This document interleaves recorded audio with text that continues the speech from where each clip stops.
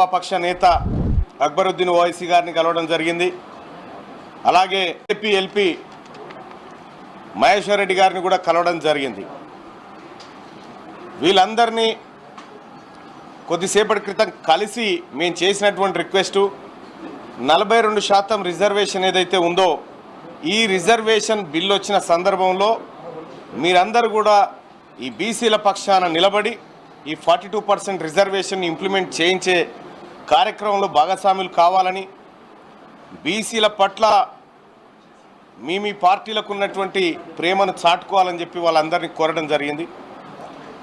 అయితే కేటీఆర్ గారు, అలాగే మహేశ్వర్ రెడ్డి గారు, అలాగే అక్బరుద్దీన్ ఓవైసీ గారు అందరూ కూడా ముక్త కంఠంతో మేము ఈ బీసీ బిల్లును మరింత ముందుకు తీసుకుపోవడానికి మా పార్టీ పక్షాన తోడ్పడతామని చెప్పి వాళ్ళు తెలియజేయడం జరిగింది.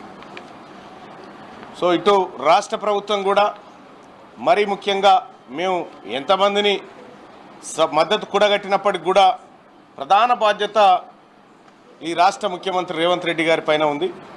ఈ 42% రిజర్వేషన్ను బీసీలకు విద్య, స్థానిక సంస్థల ఎన్నికలు మరియు ఉద్యోగాల్లో అందించడంలో రాష్ట్ర ముఖ్యమంత్రి గారు పూర్తి స్థాయిలో బాధ్యత తీసుకొని ఈ అఖిల పక్షాన్ని అలాగే అన్ని పార్టీల మద్దతు కూడగట్టి దీన్ని సఫలీకృతం చేయాల్సినటువంటి బాధ్యత ఉంది.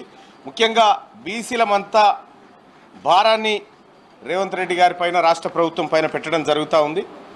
సో మేము నమ్ముతా ఉన్నాం ఆయన ఈ 42% రిజర్వేషన్ను 9th షెడ్యూల్లో పెట్టిస్తాడని చెప్పి మేము విశ్వసిస్తూ ఉన్నాం. అందులో భాగంగా ముఖ్యంగా తెలంగాణ రాష్ట్రంలో బీసీ జేఏసీ ఆధ్వర్యంలో అనేకమైనటువంటి పక్షాల మద్దతు కూడగట్టే విషయంలో మేము ముందు వరుసలో ఉన్నాం. మా బీసీ నాయకత్వం అంతా ఇవాళ ఈ అంశాన్ని మరింత ముందుకు తీసుకుపోయి అవసరమైతే ఢిల్లీలో ప్రధానమంత్రి గారిని కూడా కలిసి మేమందరం రిక్వెస్ట్ చేయడానికి సిద్ధంగా ఉన్నాం. కాకపోతే ఇది రాష్ట్ర ప్రభుత్వం నుంచి పోతే బాగుంటుంది అనేటువంటి ఉద్దేశంతో మేమందరం నిర్ణయం తీసుకొని ఇవాళ బీసీల పక్షాన 42% రిజర్వేషన్ బిల్ ఏదైతే ఉందో దానికి సభ ఏకగ్రీవంగా, ఉభయ సభలు ఏకగ్రీవంగా మద్దతు తెలియజేస్తూ ఈ బిల్లును పాస్ చేయాలని చెప్పి అందరినీ రిక్వెస్ట్ చేయడం జరిగింది.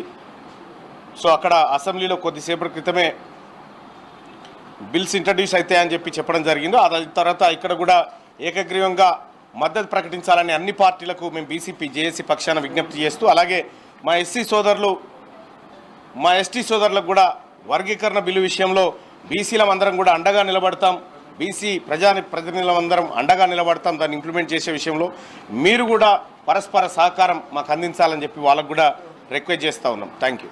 తాజా సమాచారం కోసం లైక్ చేయండి, ఛానల్ను సబ్స్క్రైబ్ చేయండి.